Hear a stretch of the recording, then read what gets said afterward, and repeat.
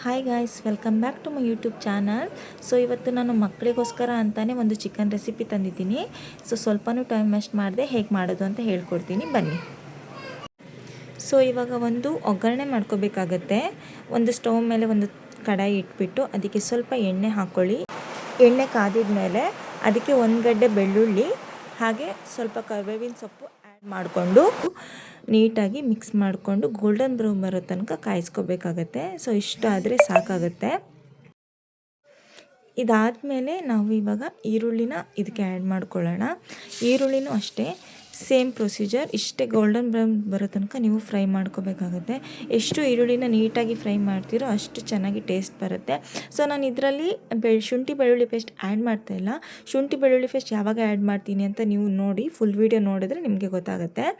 ಇಷ್ಟು golden fry ಆಗೋದೇ ಸಾಕಾಗುತ್ತೆ. ಇದಾದಮೇಲೆ ನಾವು ಇದಕ್ಕೇ ಟೊಮೆಟೊ ಆ್ಯಡ್ ಮಾಡ್ಕೊಳ್ಳೋಣ. ಇದು ತುಂಬ ಸಿಂಪಲ್ ಆಗಿರೋ ರೆಸಿಪಿ ಗೈಸ್. ಮಕ್ಕಳಿಗೆ ಮೇಯ್ನಾಗಿ ಮಕ್ಕಳಿಗೆ ಊಟ ಮಾಡಿಸುವಾಗ ಖಾರ ತಿನ್ನಲ್ಲ ಹೆಚ್ಚಾಗಿ ಮಕ್ಕಳು.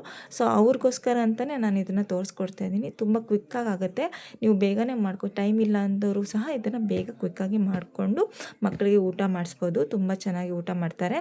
ಸೊ ಇದಾದಮೇಲೆ ನಾವು ಇದಕ್ಕೇ ಚಿಕನ್ ಆ್ಯಡ್ ಮಾಡ್ಕೊಳ್ಳೋಣ. ಚಿಕನ್ ಆ್ಯಡ್ ಆದಮೇಲೆ ಸ್ವಲ್ಪ ಅರಿಶಿನ, 1 ಟೇಬಲ್ ಸ್ಪೂನ್ ಶುಂಠಿ ಬೆಳ್ಳುಳ್ಳಿ ಪೇಸ್ಟು ಹಾಗೆ ಸ್ವಲ್ಪ ಉಪ್ಪು ಹಾಕಿಬಿಟ್ಟು ಎಲ್ಲ ನೀಟಾಗಿ ಮಿಕ್ಸ್ ಮಾಡ್ಕೋಬೇಕಾಗತ್ತೆ. ಗೈಸ್, ಒಬ್ಬರೊಬ್ಬರು ಟೊಮೆಟೊ ಬೇಯುವಾಗಲೇ ಸ್ವಲ್ಪ ಕ್ವಿಕ್ಕಾಗಿ ಬೇಯಲಿ ಅಂತ ಉಪ್ಪು ಹಾಕಿರ್ತಾರೆ. ಉಪ್ಪು ಹಾಕಿದವರು ಇಲ್ಲಿ ಇವಾಗ ಉಪ್ಪು ಹಾಕುವಾಗ ಸ್ವಲ್ಪ ನೋಡಿಕೊಂಡು ಉಪ್ಪು ಹಾಕಿ, ಇಲ್ಲಾಂದರೆ ಉಪ್ಪು ಜಾಸ್ತಿ ಆಗಿಬಿಡುತ್ತೆ.